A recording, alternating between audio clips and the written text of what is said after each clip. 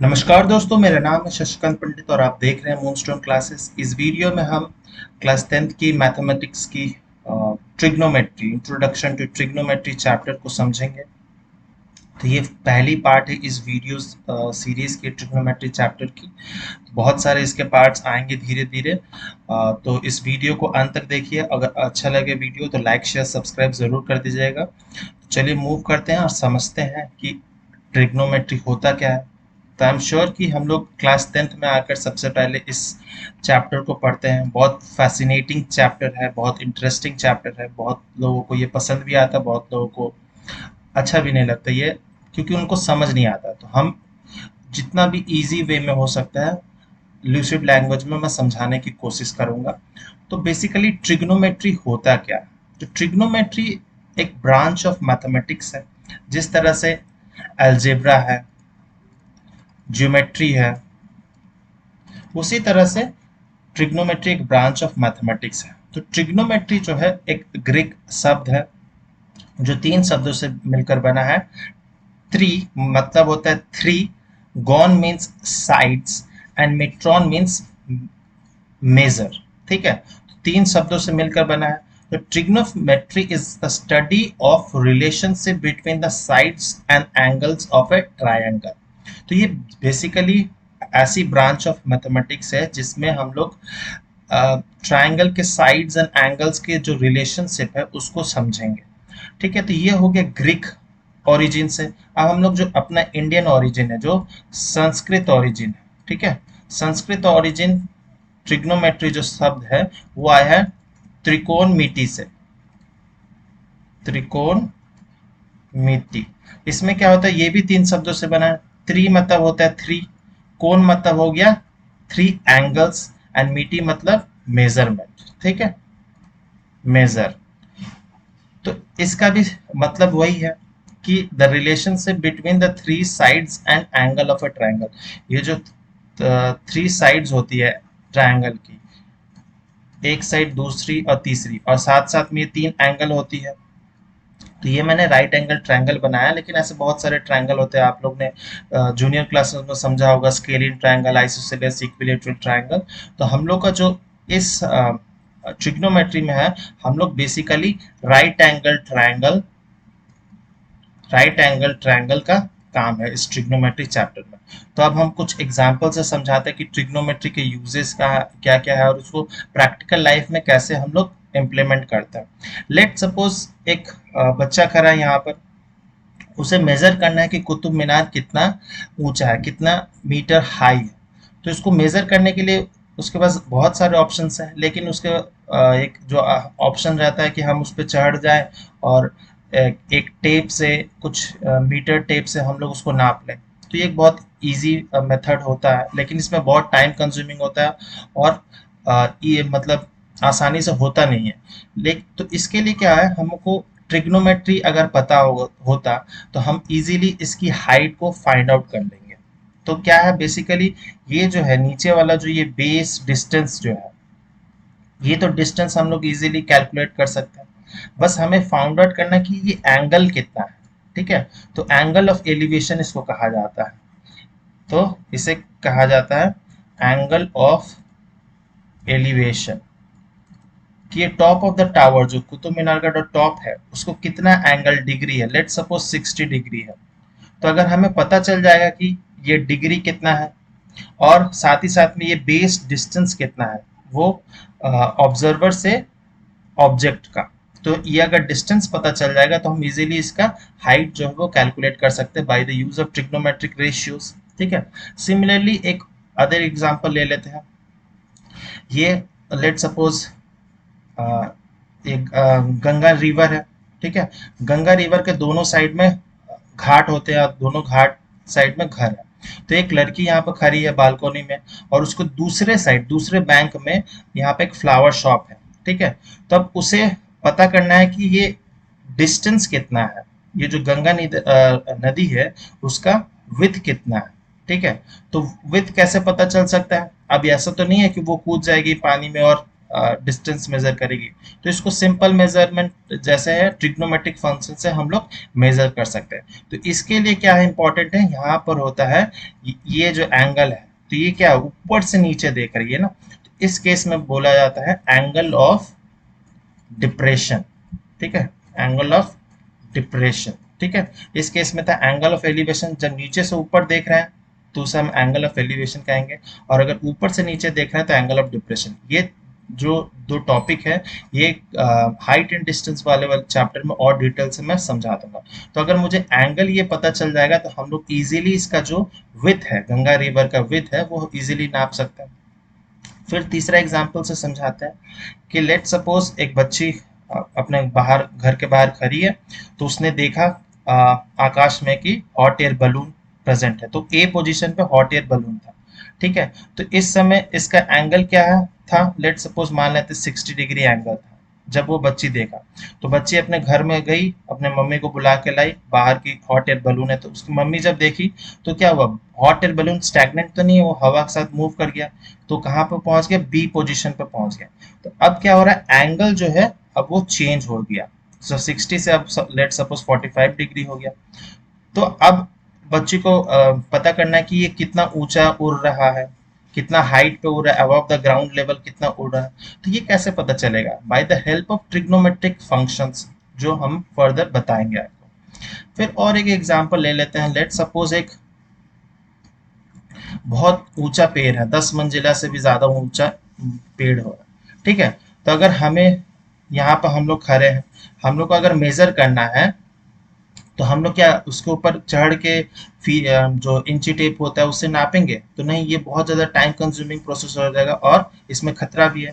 तो इसको मेजर करने के लिए इसमें भी हम लोग को बस एंगल, टॉप ऑफ द जो कैनोपी है, कैनोपी पोजीशन है, उसको एंगल मेजर करना कि ये कितना एंगल कितना हो रहा है। तो ये एंगल कैसे मेजर होता है, तो एंगल मेजर करने के लिए बहुत सारा इंस्ट्रूमेंट यूज किया जाता है, जैसे कि जिससे क्लिनोमीटर, क्लिनोमीटर, या फिर इसको इंक्लिनोमीटर भी बहुत बार बोला जाता है, इंक्लिनोमीटर। ये तो नॉर्मली हम लोग यूज करते हैं, जैसे कि प्रोटेक्टर होता है हमारे ज्योमेट्री बॉक्स में, प्रोटेक्टर होता है, उससे भी हम लोग मोर और लेस फाइंड आउट कर सकते हैं एंगल कुछ चीजों का। फिर एक होता है सेक्सटेंट बोल की चीज होता है, एक इंस्ट्रूमेंट होता है जिससे क्या होता है एंगल हम लोग एलिवेशन या डिप्रेशन मेजर करते हैं for celestial body. Celestial body के लिए हम लोग सेक्सटेंट यूज करते हैं। तो ये जो होता है ये एस्ट्रोनॉमी के फील्ड में ज्यादा यूज होता है। ठीक है, नॉर्मली जो यूज होता है वो क्लिनोमीटर, या अगर हम लोग को बहुत जैसे कैसे हम लोग ज्योमेट्री में एंगल फाउंड करना होता है तो हम लोग क्या प्रोटेक्टर से, कंपास से मेजर कर लेते हैं, उसी तरह से ये सब इंस्ट्रूमेंट होता है डेली लाइफ पर्पस में यूज करने के लिए। तो ट्रिग्नोमेट्री बेसिकली इंजीनियरिंग फील्ड में, mainly civil engineering, mechanical engineering के फील्ड में बहुत ज़्यादा इसका यूज है, इसीलिए बहुत इंपॉर्टेंट चैप्टर है। अभी 10th में तो बहुत इजी है, लेकिन 11th-12th में थोड़ा टफ होने लगेगा, इसीलिए 10th का जो बेस है उसे बहुत अच्छे से क्लियर करना बहुत ज़रूरी है। तो मूव करते हैं, हम लोग समझ लेते हैं कि ट्रिग्नोमेट्रिक रेशियोज के बारे में। The trigonometric ratios of an acute angle in a right triangle expresses the relationship between the angle and the length of the sides, जो मैंने बताया ट्रिग्नोमेट्री के बारे में। ठीक है, अब हम लोग कुछ ये ट्रायंगल्स देख लीजिए, ये दो triangle, first triangle and second triangle. ठीक है, तो ये राइट एंगल ट्रायंगल है, राइट एंगल ट्रायंगल है एट ए बी सी। ठीक है, तो ए बी सी ये 90 डिग्री है, और इसको ये दोनों जो एंगल है ये क्या है, एक्यूट एंगल्स है। कैसा एक्यूट एंगल होगा, तो ये आपको पता होगा कि sum of all interior angles, मतलब angle A plus angle B plus angle C is equal to 180 degree होता है। तो बी हमारा दिया हुआ है 90 डिग्री, तो एंगल ए प्लस सी क्या हो जाएगा, 180 माइनस 90 दैट इज 90 डिग्री। तो एंगल ए प्लस सी क्या है, एंगल ए प्लस सी, अगर लेट सपोज दोनों एंगल जो है वो इक्वल है, ये भी एक्स है ये भी एक्स है, तो इस केस में क्या निकल जाएगा, एक्स प्लस एक्स क्या हो जाएगा, ट्वाइस ऑफ एक्स हो जाएगा, इक्वल टू 90 डिग्री। तो x का वैल्यू क्या आएगा 45 डिग्री। तो 45 डिग्री तो एक एक्यूट एंगल है ना। तो ये आपको समझ आ गया कि ये एक्यूट एंगल कैसे है। अब हम लोग ने बचपन में पाइथागोरस थ्योरम पढ़ा है, ठीक है। उसमें क्या होता है कि ये जो वर्टिकल लाइन होता है उसको हम लोग परपेंडिकुलर कहते हैं, तो P से मैं डिनोट करता हूँ। और जो नीचे का जो बेस लाइन होता है उसे हम लोग क्या B से डिनोट करते हैं, स्मॉल b। और ये जो वर्टिकल स्लैंट जो हाइट होता है उसे हम लोग हाइपोटेन्यूज H से डिनोट करते हैं, ठीक है। तब ये तो हो गया अकॉर्डिंग टू पाइथागोरस थ्योरम। लेकिन जो एनसीईआरटी की बुक में दिया है वो हम उसके अकॉर्डिंग भी समझ लेते हैं। तो बेसिकली ये जो एंगल है साइड एंगल ए है, ठीक है। एंगल ए के ऑपोजिट कौन सा साइड है, तो ये एंगल ए के ऑपोजिट साइड कौन सा है, तो BC है। BC जो है वो side opposite to the angle A है, ठीक है। और side adjacent to angle A कौन सा है, तो ए बी जो है वो side adjacent to angle A है। और ऑपोजिट कौन सा है, तो BC है। लेकिन सिमिलरली अगर हम दूसरे फिगर में देखें तो यहाँ पर हम लोग एंगल C के रिस्पेक्ट में सब कुछ काउंट करेंगे।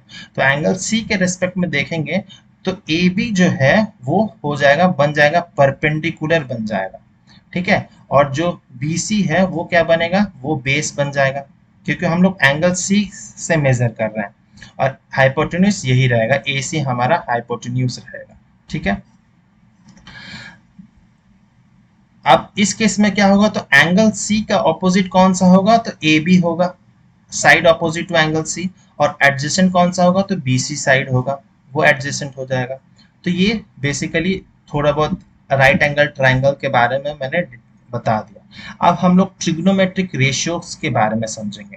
तो बेसिकली 6 टाइप्स ऑफ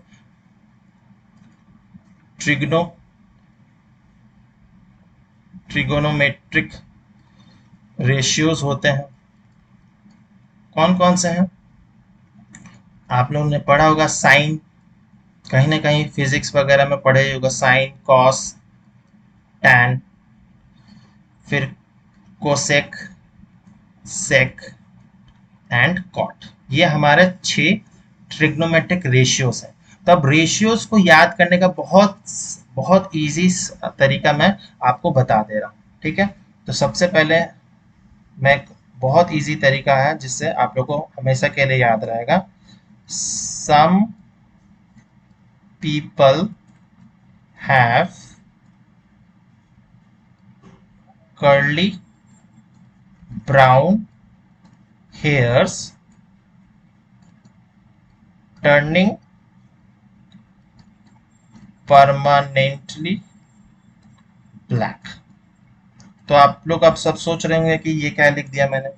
तो बेसिकली ये बहुत ज़्यादा इम्पोर्टेंट है।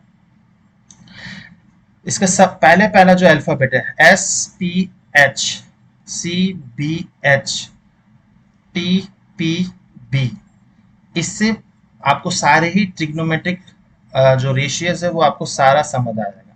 तो फर्स्ट जो ट्रिग्नोमेट्रिक रेशियो है वो हम लोग है साइन, ठीक है। तो साइन अगर हम इस फिगर के अकॉर्डिंग चले, इस फिगर के अकॉर्डिंग, तो क्या होगा, तो साइन ए क्या वैल्यू होगा, साइन ए, एस मतलब यहां पे क्या है, साइन, पी का मतलब है परपेंडिकुलर एंड एच का मतलब है हाइपोटेन्यूज, ठीक है। तो P बाई एच, तो साइन ए क्या हो गया हमारा, परपेंडिकुलर बाई हाइपोटेन्यूज हो गया। तो अब अगर इस ट्रायंगल के रेस्पेक्ट में लिखेंगे तो क्या होगा, परपेंडिकुलर क्या है हमारा, BC है एंड AC हमारा हाइपोटेन्यूज है। तो BC by hypotenuse that is AC, ठीक है। तो ये साइन हो गया। अब सिमिलरली हम लोग कॉस फंक्शन लिखेंगे, कॉस का ट्रिग्नोमेट्रिक लिखेंगे। कॉस क्या होगा, C डिनोट करता है, B क्या है, तो बेस है, और H क्या है हमारा, तो हाइपोटेन्यूज है। तो ये क्या हो गया, बेस अपॉन हाइपोटेन्यूज। तो इसे हम लोग क्या लिखेंगे, बेस हमारा क्या है, AB है, बेस हमारा है ए बी, और हाइपोटेन्यूज सेम ए सी। सिमिलरली तीसरा लिखेंगे tan ए, तो tan ए क्या होगा हमारा P बाई बी, जो मैंने यहाँ पे लिखा है P बाई बी। P मतलब हो गया परपेंडिकुलर एंड B हो गया हमारा बेस। तो परपेंडिकुलर क्या है हमारा BC है, एंड और बेस क्या है हमारा AB है। ठीक है, तो ये तीन फंक्शन मिल गए, तो आपको इससे बहुत इजीली याद हो जाएगा sine A equal to P by H, cos A B by H and tan A P by B. ठीक है, तो टैन ए को हम लोग इस तरह से भी लिख सकते हैं, tan A is equal to sine A upon cos A. तो साइन ए क्या है हमारा पी बाई एच है, और कॉस ए है बी बाई एच। तो क्या हो जाएगा, एच एच कैंसिल आउट हो जाएगा, बचता क्या है पी बाई बी, जो कि मैंने यहाँ पर बता ही दिया। तो tan ए क्या है, वो sign A by cos A. ठीक है, तो आपको इस तरह से भी याद रखना है। अब ये तीन फंक्शन आपको याद है, तो इसके बस रेसिप्रोकल जो होंगे, रेसिप्रोकल वो हमारा आ जाएगा। जैसे साइन ए का जो रेसिप्रोकल होगा वो क्या होगा, साइन ए का रेसिप्रोकल होता है, सॉरी एक मिनट पेन चूज कर लेते हैं, कॉसेक, कॉसेक ए होगा। तो कॉसेक एक रेसिप्रोकल क्या बन जाएगा, 1 by P by H, that is H by P हो जाएगा, hypotenuse by perpendicular. Cos A का रेसिप्रोकल क्या है, तो सेक ए है, तो सेक ए क्या बन जाएगा, एच बाई बी बन जाएगा। सिमिलरली टैन ए का रेसिप्रोकल क्या है, तो कॉट ए, कॉट ए क्या बन जाएगा, बी बाई पी बन जाएगा, that is base by perpendicular. तो अगर आपको सिर्फ तीन ही याद है, उससे आप लोग बाकी और तीन भी बना सकते हैं। तो मेन है ये आपको याद रखना होगा, दैट इज दिस स्टेटमेंट को, some people have curly brown hairs turning permanently black. बस आपको याद ये रहेगा, तो आप सारा ही ट्रिग्नोमेट्रिक रेशियोज को बहुत इजीली बना सकते हैं। ठीक है, तो ये तो था फर्स्ट, इसके अकॉर्डिंग था।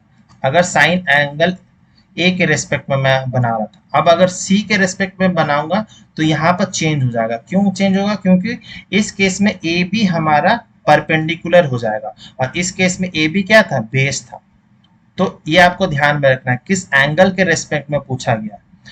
एंगल चेंज होगा तो बेस और परपेंडिकुलर भी चेंज हो जाएगा। हाइपोटेन्यूज तो सेम रहेगा, लेकिन बेस और परपेंडिकुलर सेम रहेगा।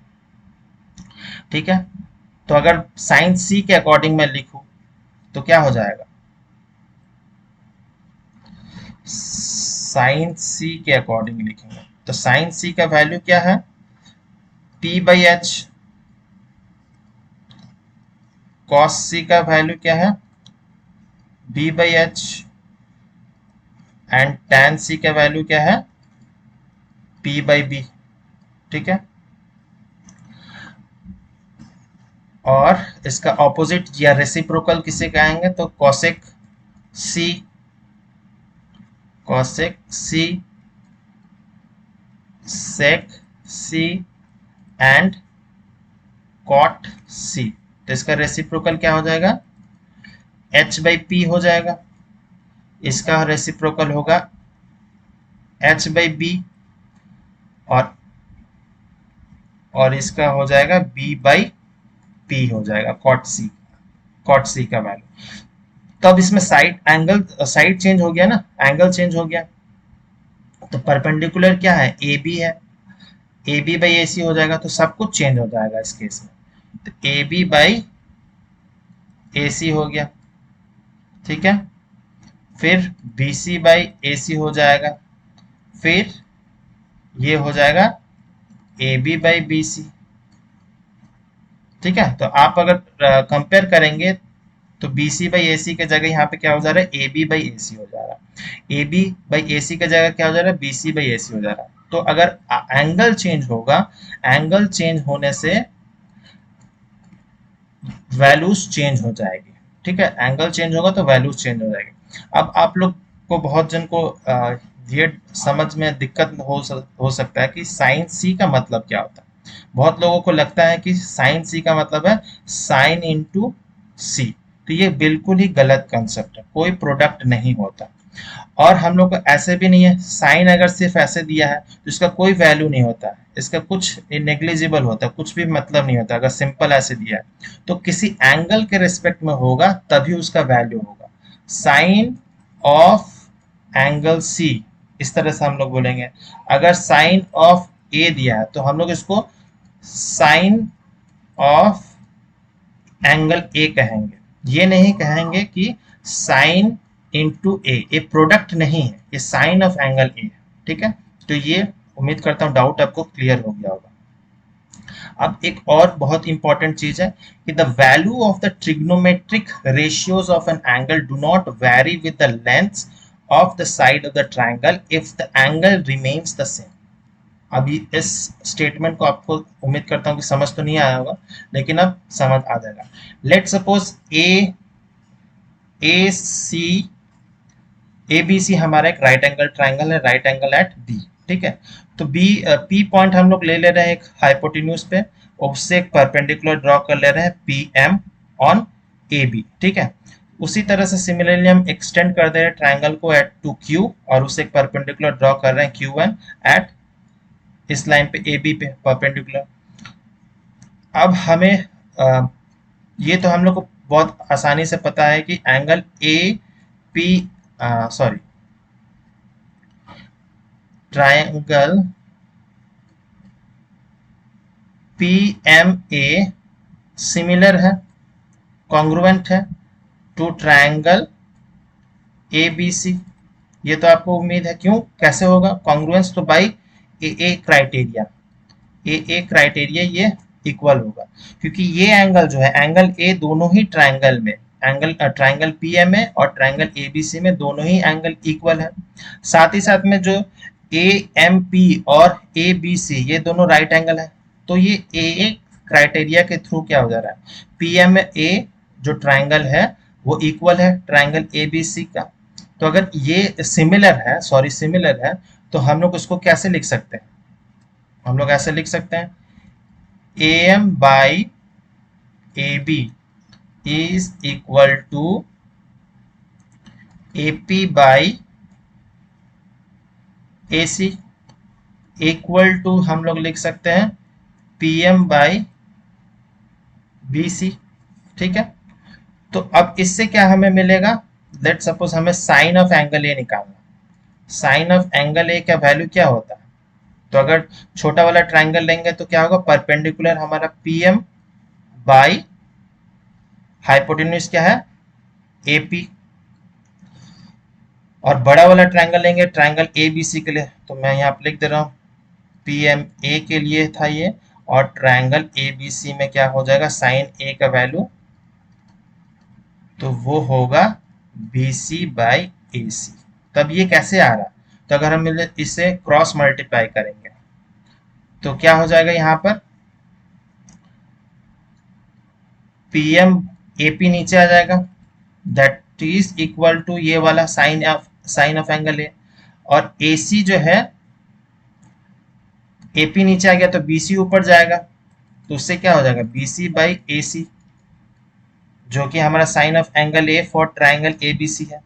तो दोनों ही ट्राइंगल के केस में देख लीजिए कि अगर एंगल सेम है, साइन ऑफ एंगल ए और साइन ऑफ एंगल ए दोनों ही एंगल सेम है, तो उसमें जो लेंथ है, लेंथ ऑफ द साइड्स वो वैरी नहीं करता, यही स्टेटमेंट कह रहा है। The value of trigonometric ratios of an angle do not vary with the length of the sides of the triangle.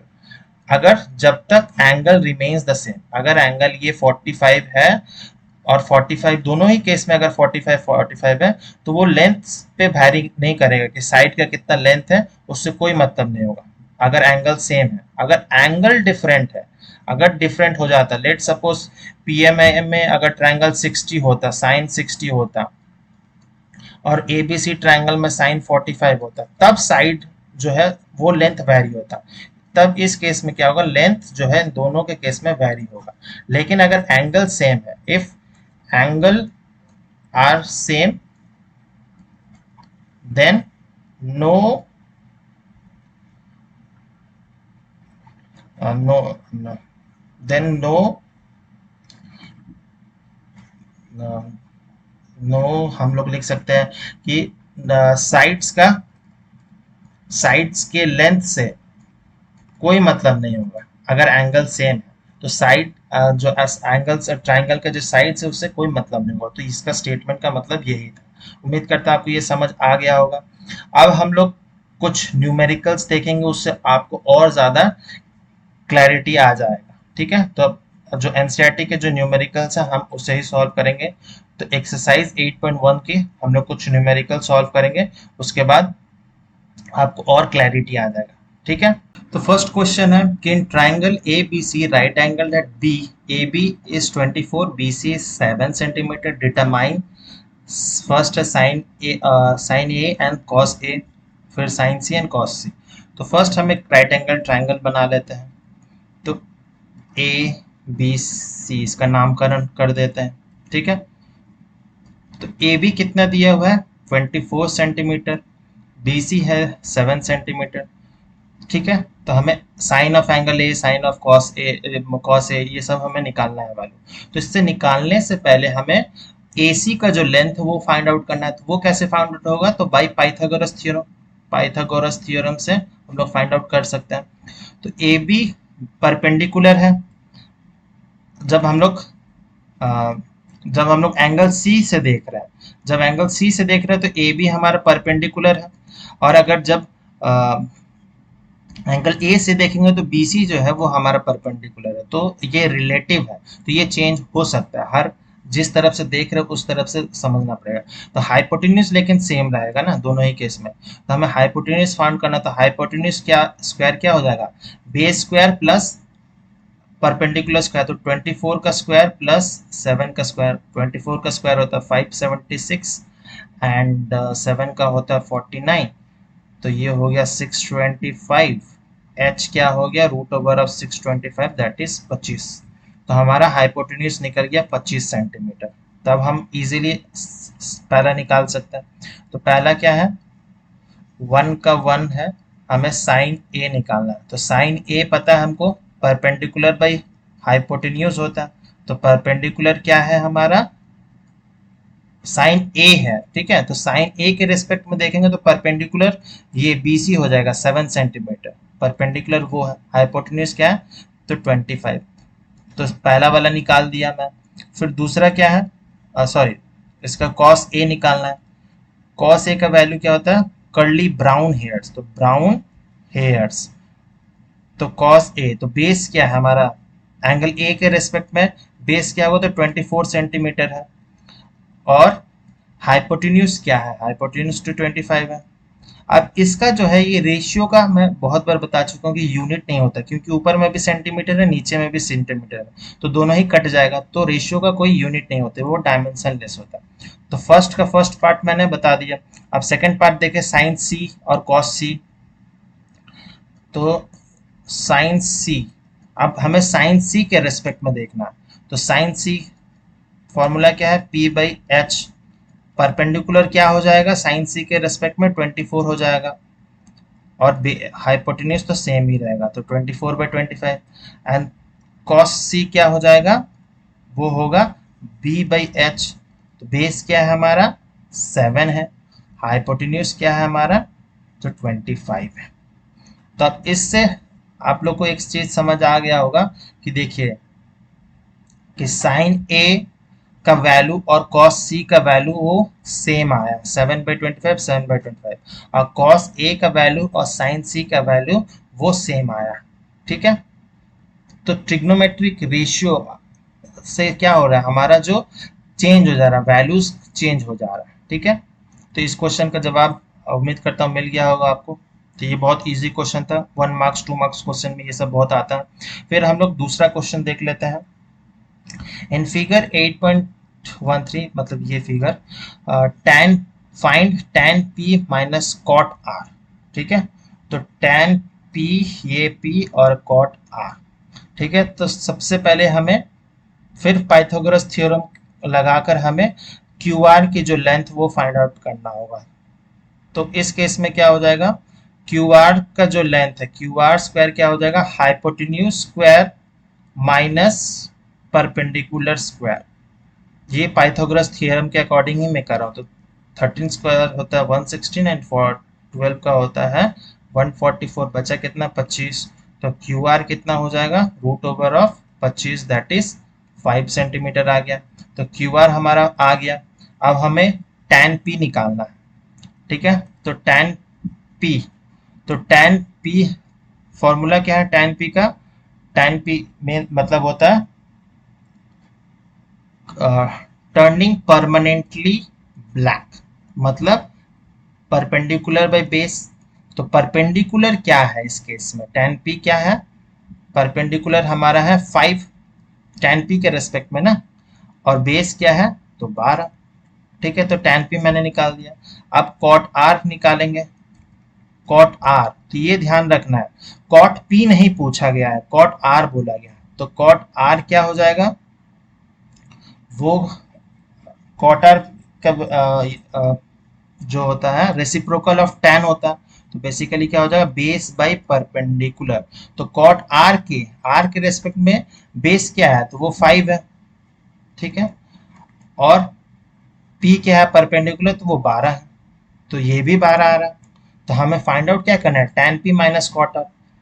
तो tan p minus cot r, तो tan p है 5/12, ये है 5/12। तो क्या होगा 5/12 माइनस 5/12 0, ठीक है। तो इसका आंसर आ जाएगा 0, ठीक है। ये भी बहुत इजी क्वेश्चन था। तीसरा क्वेश्चन देख लेते हैं कि इफ साइन ए इज 3/4, मतलब sine A is 3/4, calculate cos A and tan A, ठीक है। उससे पहले हमें एक डायग्राम, मैथ्स में अगर डायग्राम बना लेंगे तो बहुत इजी हो जाएगा। तो एक राइट एंगल ट्रायंगल बना लेते हैं, ठीक है। और इसका नामकरण कर देते हैं एंगल ए, सॉरी एंगल, ये एंगल ए नहीं करके इसको सी करते हैं, इजी हो जाता है। एंगल बी और ये है एंगल ए, क्योंकि हमें कॉस ए और tan ए निकालना है। तो इस रेस्पेक्ट में हमको समझाने में इजी हो जाएगा, ठीक है। तो साइन ए इज गिवन 3/4। तो साइन ए का मतलब क्या होता है मैंने पहले ही बताया है, that is some people have perpendicular by hypotenuse. तो परपेंडिकुलर क्या है अगर ए के रेस्पेक्ट में देखा जाए तो वो है बी सी, और हाइपोटेन्यूज है ए सी, ठीक है। तो इसका वैल्यू क्या दिया है 3/4। तो बी सी क्या है हमारा 3 और ए सी है 4। तो हमें बेस तो दिया नहीं गया, तो फिर पाइथागोरस थ्योरम लगाएंगे। तो हमें ए बी का square that is hypotenuse square minus perpendicular square. तो 4 का स्क्वायर क्या होता है 16, और 3 का स्क्वायर होता है 9। 16 माइनस 9 हो गया 7। अब 7 का तो स्क्वायर रूट निकलेगा नहीं, तो ए बी क्या हो जाएगा हम लोग उसको रूट ओवर 7 ही मान लेंगे, ठीक है। तो ए बी हमारा वैल्यू आ गया रूट ओवर 7। तब हमें फाइंड आउट क्या करना है कॉस ए और tan A value find out करना है।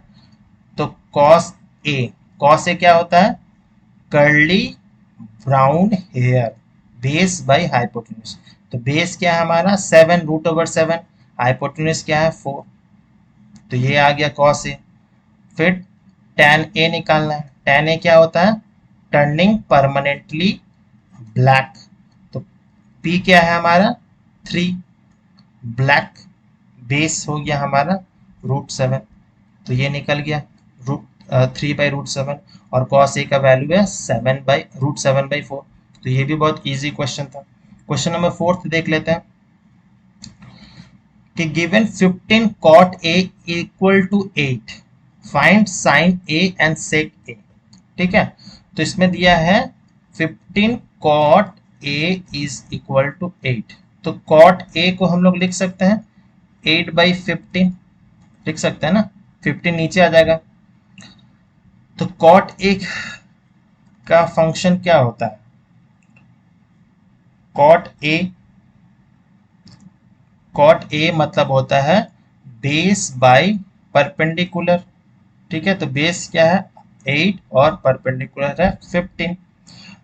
अब हमें फाइंड आउट करना पड़ेगा तीसरा साइड, दो साइड तो दिया हुआ है, फिर से वही राइट एंगल ट्रायंगल बनाएंगे हम लोग। ए बी सी, ठीक है, ये है। तो बी बाई पी सॉरी, तो बेस हमारा क्या है 8 है और पी है 15, ठीक है। तो ए सी कैसे निकलेगा, ए सी वही पाइथागोरस थ्योरम, ए सी स्क्वायर क्या हो जाएगा base square 8 square plus perpendicular square that is 15 square, 8 square होता है 64 और 15 स्क्वायर होता है 225, 64 प्लस 225 98 289, और 289 का स्क्वायर रूट करेंगे तो हमको पता है 289 किसका आता है, तो 17 का आता है, 17 इंटू 17 289 आता है, तो 17 आ गया हाइपोटेन्यूज। तब हमें साइन ए निकालना है और सेक ए निकालना है।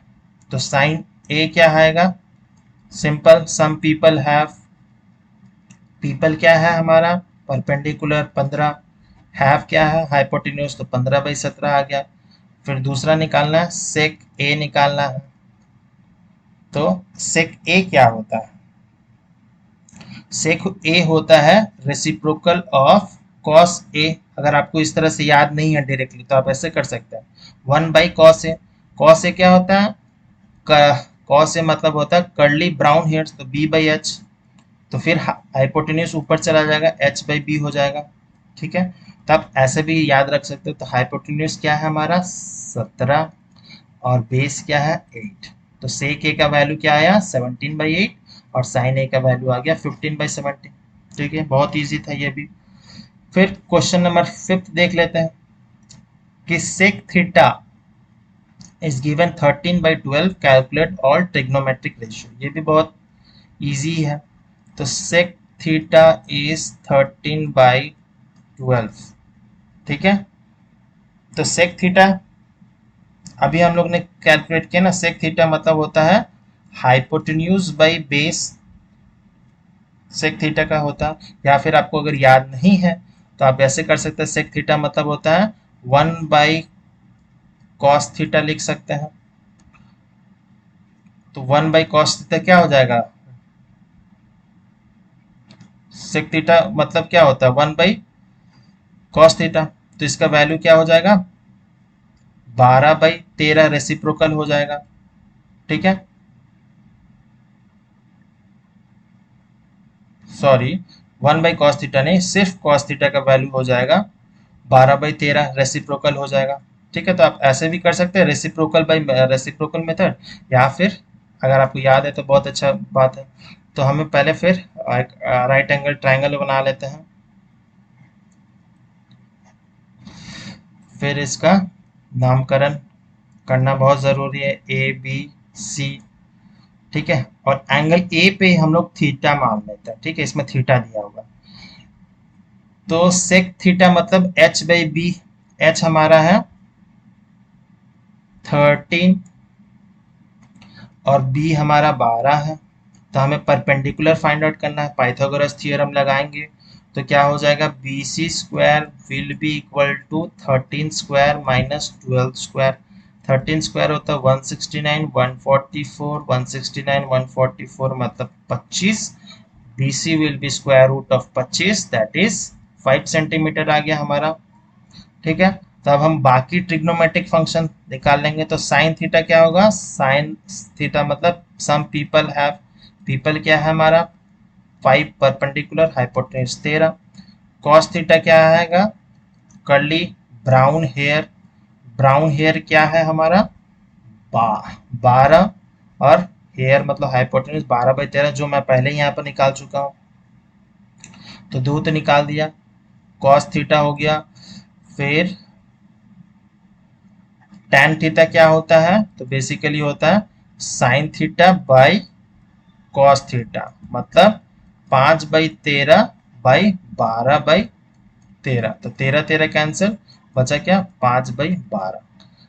तो अगर ये तीन निकल गया है तो इसका रेसिप्रोकल कर देंगे तो बाकी फंक्शन भी निकल जाएंगे, तो भी मैं बता देता हूँ। तो साइन थीटा क्या होता है, रेसिप्रोकल होता है 1/कॉसेक का, तो कॉसेक थीटा क्या हो जाएगा, वो होगा h/p, तो क्या आएगा वैल्यू 13/5, सेक सेक थीटा तो दिया ही हुआ है, सेक थीटा, तो उसको तो नहीं निकालना है।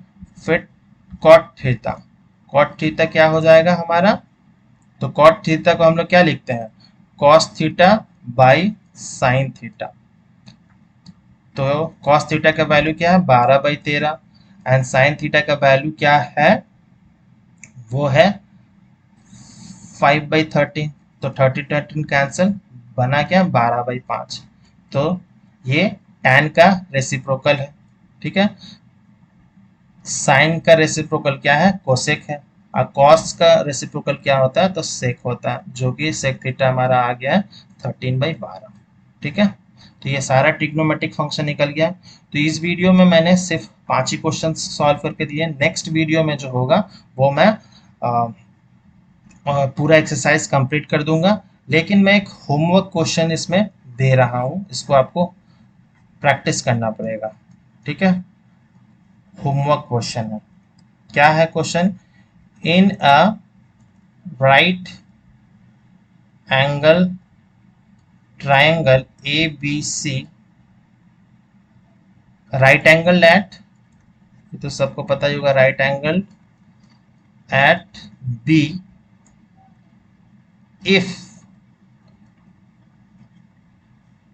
tan A is equal to 1, then verify 2 sin A into cos A is equal to 1। तो आपको LHS RHS इसको प्रूफ करना होगा, वेरीफाई करना होगा कि 2 sin A cos A का वैल्यू जो है वो 1 आएगा। गिवन कंडीशन क्या है, tan A इक्वल टू 1। तो आपको ये क्वेश्चन जो है एज अ होमवर्क करना है, आपको प्रैक्टिस करना है।